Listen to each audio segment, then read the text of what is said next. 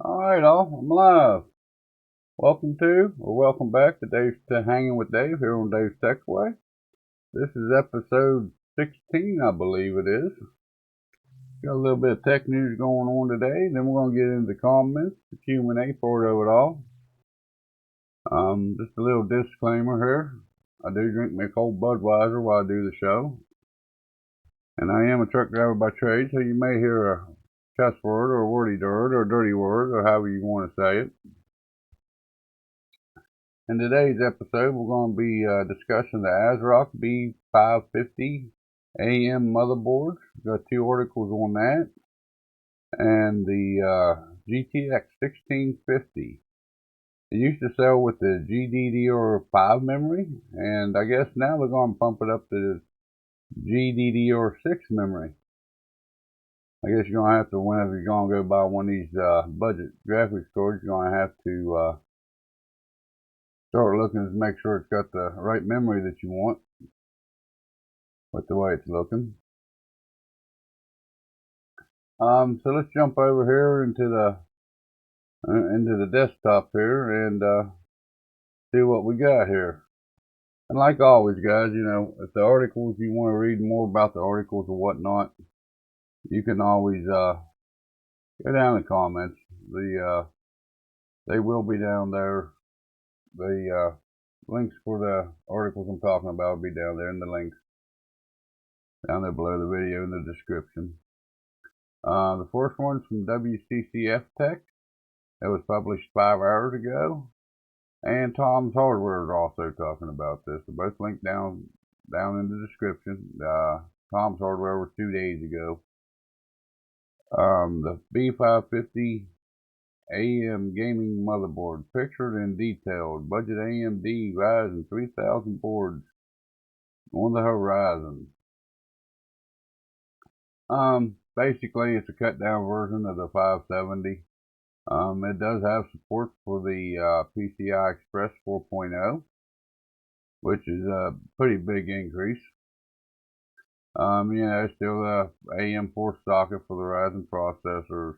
There's also M.2 22.110 slots for PCI Express 3.0 x 4, which is NVMe, and it's also SATA 6 ready. It looks like it's going to be a micro ATX board. Looks like it's got three holes. Yeah, it looks like a micro ATX motherboard. You know, if you want to get onto the newest platform, you know, B550 is going to be AM3, the third gen AMD Ryzen ready. It'll be a plug and play. You won't have to worry about updating the BIOS or anything like you do on the B450s or anything like that.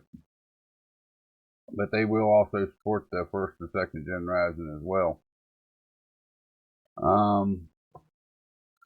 Tom's Hardware, I think, got a little bit better article written on this thing. These things has been OEM micro ATX motherboards has been used in OEM systems for several quarters now. So if you buy a Dell, HP, something like that, you know, them guys have been able to run the B550AM gaming motherboards, which now they're coming to us to build PCs on the side and whatnot. And if you're building your own systems, you know, hopefully boards that was confirmed in October of last year. Not too sure on the release date. I don't think either article says when they're going to be available to us.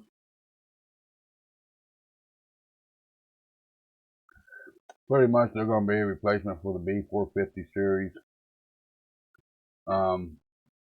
It is packed with a whopping 10 phase VRM power system on these things.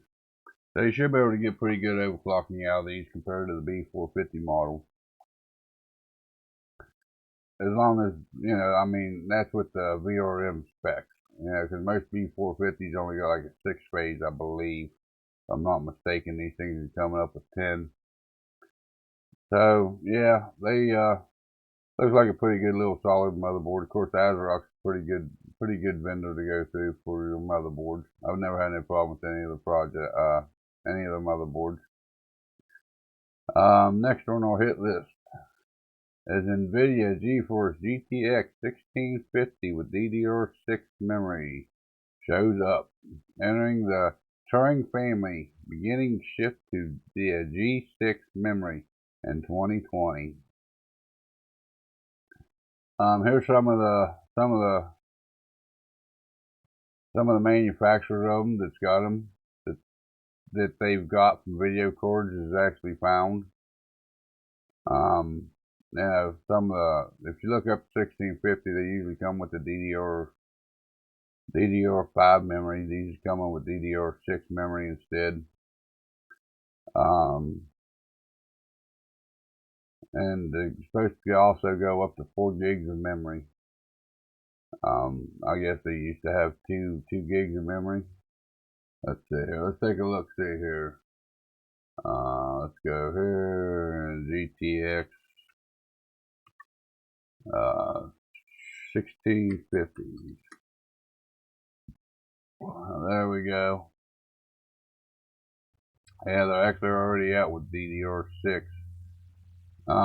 You have to look. You know, there's one for DDR5. You know, these are coming out with DDR6 memory now, which is a little bit faster. You know, I don't know if they've changed the speed on the memory or not.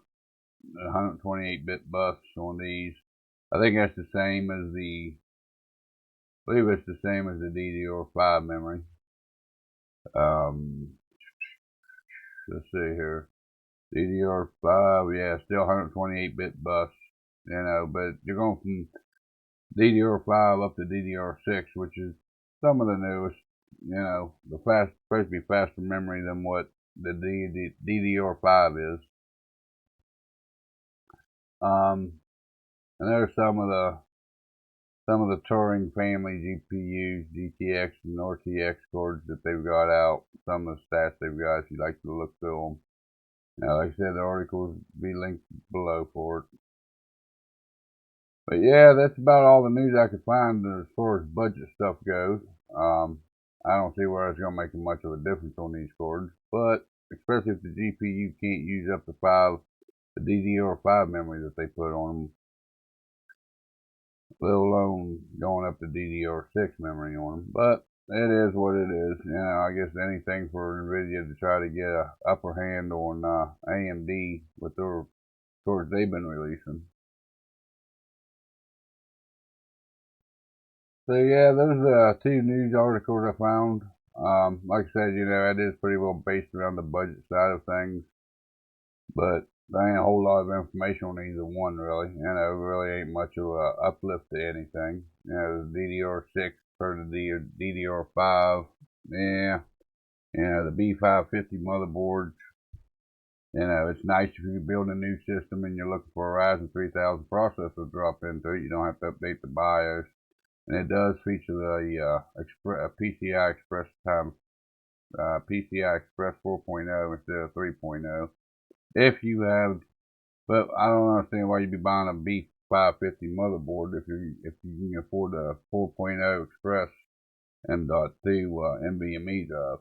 I mean, them things are still pretty expensive. But you know, it gives you more options within the budget realm. You know, if you want to get into faster speed storage, because GPUs can't use the PCI Express 4.0 yet. They can't even saturate, even the 2080 Ti can't even saturate the PCI Express x3 slot yet, and a 3.0 slot.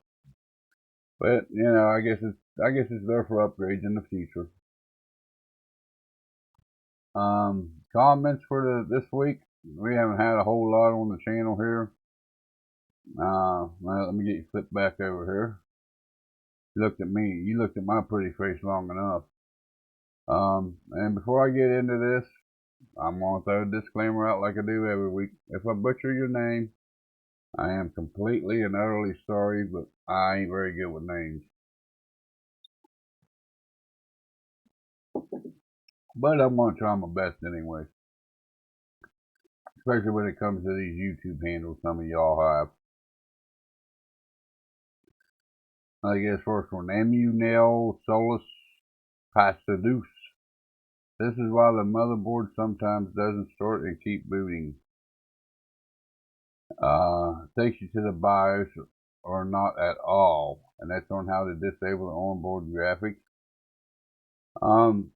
You normally disable the onboard graphics if you put a video card in your system and it don't automatically recognize it. Sometimes it don't recognize the video card. Sometimes you have to go in and disable that.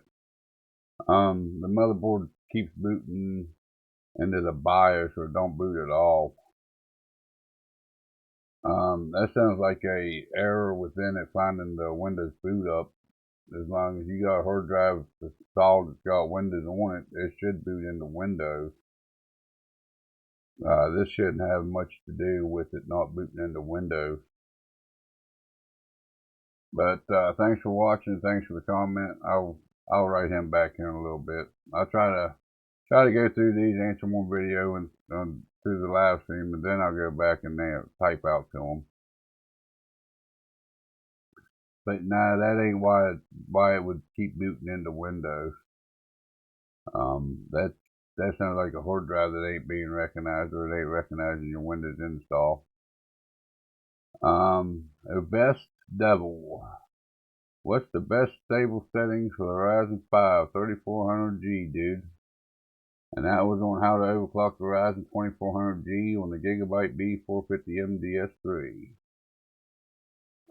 The best settings for the Ryzen 3400G. I don't have a 3400G on hand to test, which is 3400G is pretty well a rebranded 2400G with the way I'm understanding it. A little bit better speeds, I believe.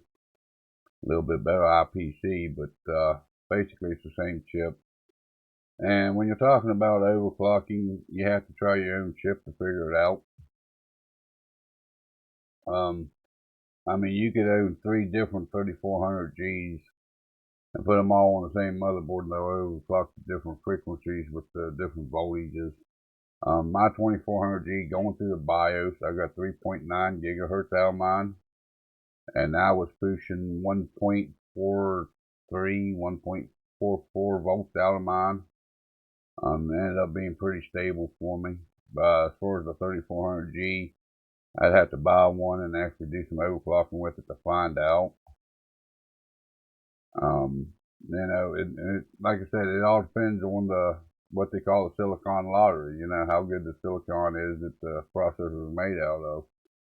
They're all going to overclock differently, and that even goes with your motherboard. Depends on how good your VRMs is. Even though they got the same VRMs on the motherboard, there's a difference between each capacitor on the motherboard. You know, you can have 3 motherboards exactly the same. One will overclock better than the other one. It's the luck of the draw when it comes to overclocking. So what's the best stable settings? I couldn't tell you. You know, I can tell you mine on the 2400G with 3.9 pushing about 1.43, 1.44 volts, something like that. And it seemed to be pretty stable to me. Abe with Shades. He commented on how to update the BIOS on the Gigabyte B450 DS3H motherboard.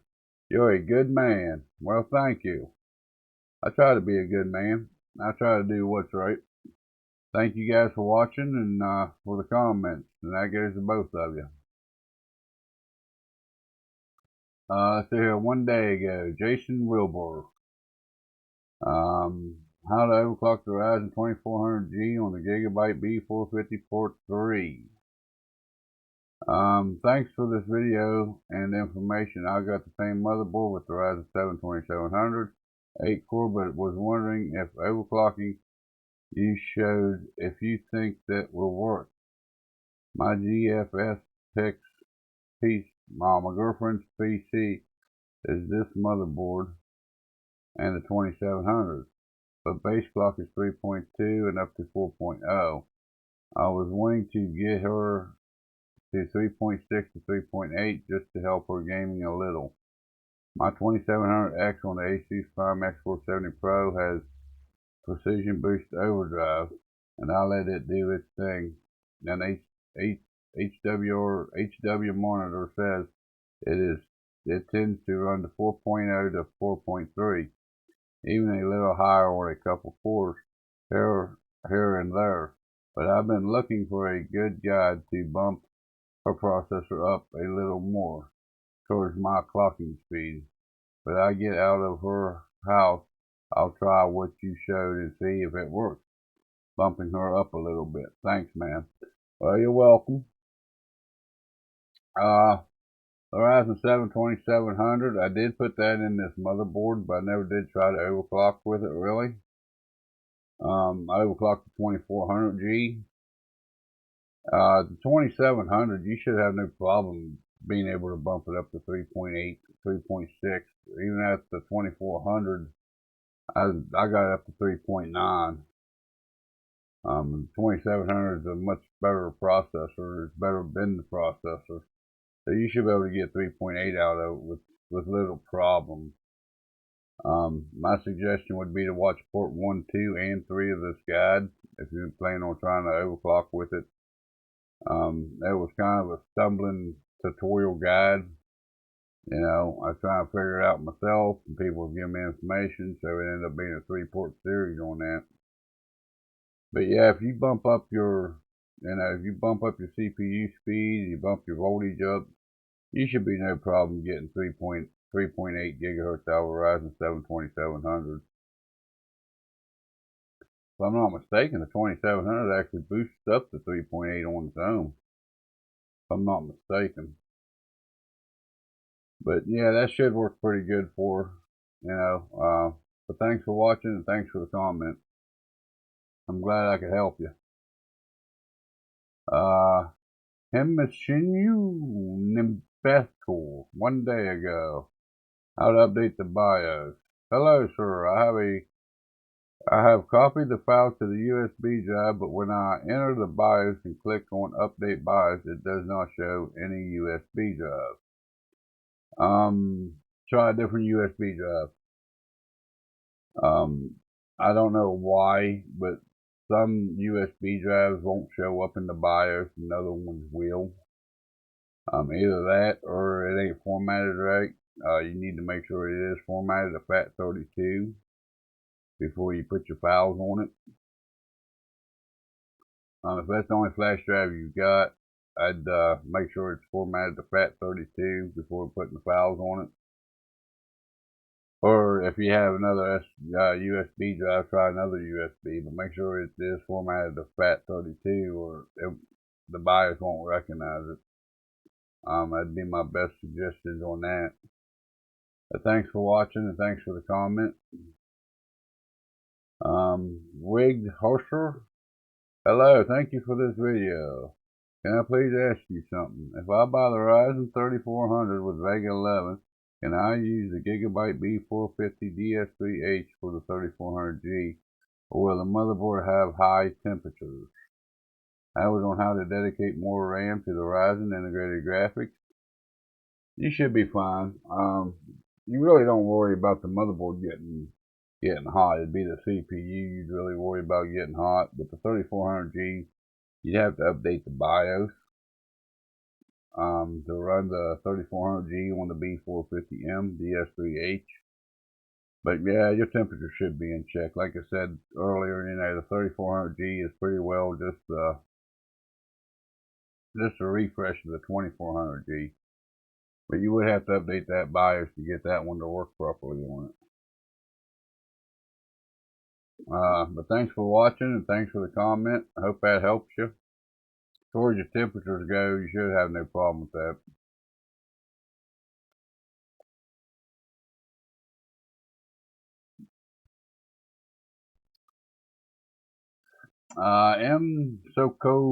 Sokonoko on how to update the BIOS on the Gigabyte B450 MDS3H motherboard. The only video that really helped me to update my BIOS. Thanks, man. You're welcome. I'm glad I could help you. I hope it worked out good for you. I try to get the point of my videos across pretty good and try to make sure it does help people. Thanks for watching. Thanks for the comment.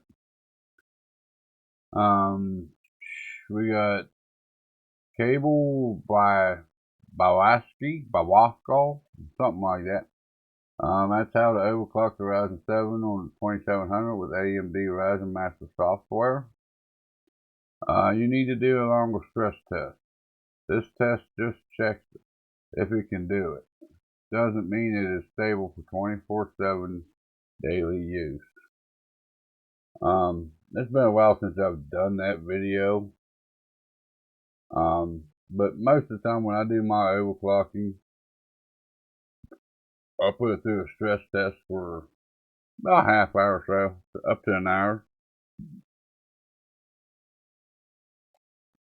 You know, I usually do my stress test for a half hour to an hour at least, and I usually don't have no problems. You know, it does vary. Different people say different lengths of time for how long you should actually stress test to make sure the CPU is the overclock is stable. I mean, if you want to, you could, you know, you could run Prime 95 in the background with HR monitor and go to bed, wake up the next morning and see what it does. I mean, you can run a stress test as long as you want to. I mean, you know, like I said, usually as long as it lasts for a half hour or so, it's usually pretty stable. The only real test that you can really do to make sure it's stable overclock is to use the PC the way you normally use it. You know, that's the fun and the joy of overclocking and trying to get the most out of your components. And that's why you're overclocking, to get the most out of the money that you spent. Which I did in that video. I think I only showed like a 10 or 15 minute clip on it, stress testing it. I don't, you know, I try to keep my videos short. I don't, you know, I'm not gonna run it for 3 hours, 4 hours, 5 hours, and let you guys sit there and watch Prime 95 do its thing, because it don't do nothing. You just sit there and watch the hardware monitor and some fluctuation. You know, and like I said earlier, you know, usually within a half hour or so, if it's going to crash, it's going to crash within that half hour. I mean, as far as how long you should run a stress test, that's completely up to you. Now, whenever I buy used CPUs and GPUs and build used systems or build with used parts, I'll set them up and I'll even set those 24 hours running. I'll turn on Prime 95, I'll turn on Heaven Benchmark, put Heaven on a loop, change the power to where it don't go to sleep or nothing like that. Bring up hardware monitor, it'll sit there for 24 hours running. Because I want to make sure that CPU and GPU is stable. You know, as far as you run your stress test, check your overclocking. You know, you can run as long as you want to, as long as you know, you run until you feel that it's good. You know, but the biggest test is to be able to use your system the way you normally use it to make sure it's stable. And when you get into overclocking, you know, you find your stable overclock today. You know, it could be 3 months down the road, it could be 6 months, it could be a year. You know, your overclock could digress. You know, it may become unstable over time. Just because of the wear and tear that extra voltage you're putting into your system. You know, because it's stable today, don't mean it's going to be stable a year from now. But anyways, you know, like I said, the longer the stress testing is completely up to you if you want to get into the overclocking and whatnot. You know, there's a lot of different variants in that and what people believe. So, you know, kind of take that kind of information with a grain of salt. But like I said, usually within a half hour, if it's stable, mine usually stays pretty stable for quite a while, anyways, at least. But thanks for watching, and thanks for the comment on that one. That's about all I got for today, actually. I read my couple articles that I was meaning to read, and I went through my comments. I do have something else to share with y'all. There hasn't been a whole lot of activity on the channel for subscribers or anything like that this week. There ain't a whole lot of comments going on. But I don't know why, but in the last couple of weeks I've had some they're a little bit older people, you know, but they're looking for. They was asking if I had any rebuilt systems to sell them. Just for checking email, Facebook, and little light games. They ain't gamers. They ain't nothing like that. And I put a porch list together for one, for what I would recommend for today.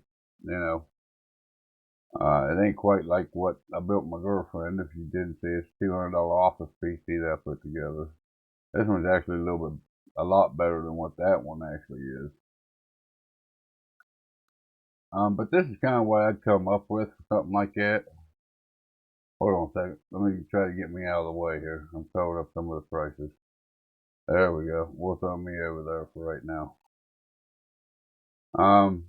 But this is kind of what I'd recommend for a day-to-day driver. If you want new hardware and you're looking for something to pay your bills with, watching YouTube videos like this or whatever. This is about what I'd recommend to somebody. This is what I've recommended to them that I could build for them. We got the Ryzen 3 3200G going for about $95 for the processor. I went with the cheapest B450 motherboard I could find. It's micro ATX. It's the ASRock B450 HDV or revision 4. Going for about $68. Pretty solid little motherboard. It's got decent reviews. 184 ratings.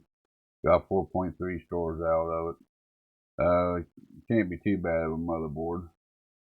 For the memory, we got Gel Evo Patuzzo, 8 gigs, 2 4 gig sticks, 2133, which everybody knows Ryzen likes faster speeds. If it's just an everyday workstation, you really don't need the faster speed for what these people's looking to do. And for $30 for 8 gigs, that ain't bad. I did recommend a solid state drive for them, 2.5 inch SATA 6 drive. That's the Team GX2 512 gig. It's going for $55. Kind of surprised me that 8 gigs of RAM is cheaper than an SSD, but hey, it is what it is. For the case, I just went with a plain black case. Nothing special about the Roosevelt or SRM01B micro ATX case. It's kind of an office looking case. It really ain't nothing fancy. Of course, these, people that's looking for these kind of machines really ain't looking for anything fancy.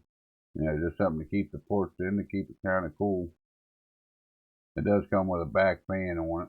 It does come with the USB 3.0. I think that'd be fine for something like that.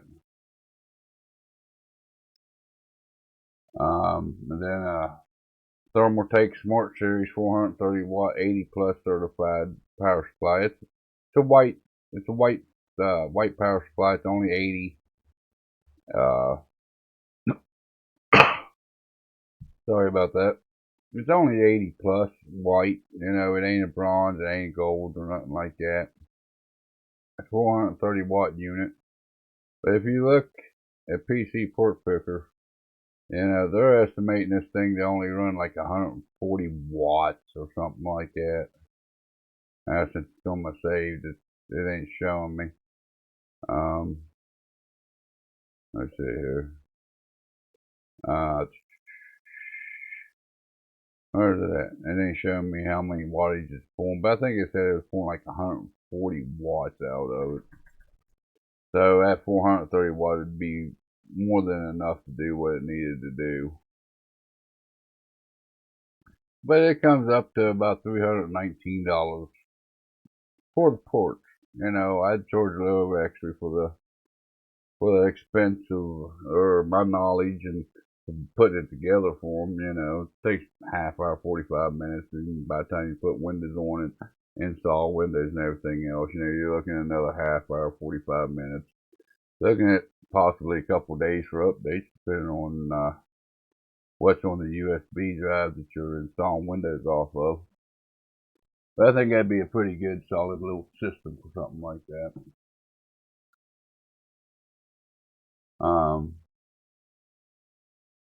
Yeah, but that's what I kind of recommended to them, with this port list right here. You know, they're supposed to be getting back to me, let me know if they want me to build them anything. If so, I'll try to get it recorded for the channel. I won't guarantee that. You know, some people, especially when they're paying for a service, you know, they want it now. They don't want to give me time to record the video for it, which that's understandable. Um, I think that's going to pretty well do it for today, guys. I know it's only been a little over 30 minutes, but that's about what they've been running here lately. You know, there ain't a whole lot of comments coming in. There ain't a whole lot of anything else going on. So, yeah, and I'm working on next week's video, which, you know, you want next week's video. Last week's video was an unboxing of my new motherboard. This week, I'm going to be showing you how to upgrade your motherboard. Which it's got a lot of recording time to it and a lot of editing to it, because I don't do no scripts for mine. I do it off the top of my head, so it leads me into doing more editing than what's necessary. And I try to cut out the stuff that's duplicated and setting up the shot and trying to do it 2 or 3 different times to get the right shot. You know, it takes time to do that. It's almost like a new build. Almost, you know, you just don't have to put in the power supply, you don't have to put in the hard drive, but you still have to unplug everything from the motherboard and still have to plug it all back in. Along with replacing the CPU, along with redoing your RAM, along with doing the graphics card, undoing your cable management, rerouting the cables, because I went from a micro ATX to a full-size ATX motherboard. You know, so it's taken me a while to get this one edited out. I'm gonna work on that for a while longer yet here this morning and get it ready to go. And of course, I got my Borderlands 3 walkthrough I've been working on. I got one more recorded of it this morning. Got another one I need to record for this week. So yeah, and there'll be some more content on that motherboard. You know, of course, I'll be updating the BIOS on it. I'll do a video on that. And I'll be doing some overclock with that one, you know, because that X470, that's why I bought the X470 over the B450 that I was running, for the extra overclocking performance of them, because it's got that 10-phase power. So, yeah, I'm going to get off here for now. Thanks for the guys that's watching. If you made this long through the video, you deserve 2 thumbs up from me. If you like what you've seen here today, make sure you give me a thumbs up. Give me a thumbs down if you didn't. Leave me something in that comment section. I'll cover it next week on the live stream. I do this every weekend, every Saturday morning, 11 o'clock Eastern Standard Time here in the U.S.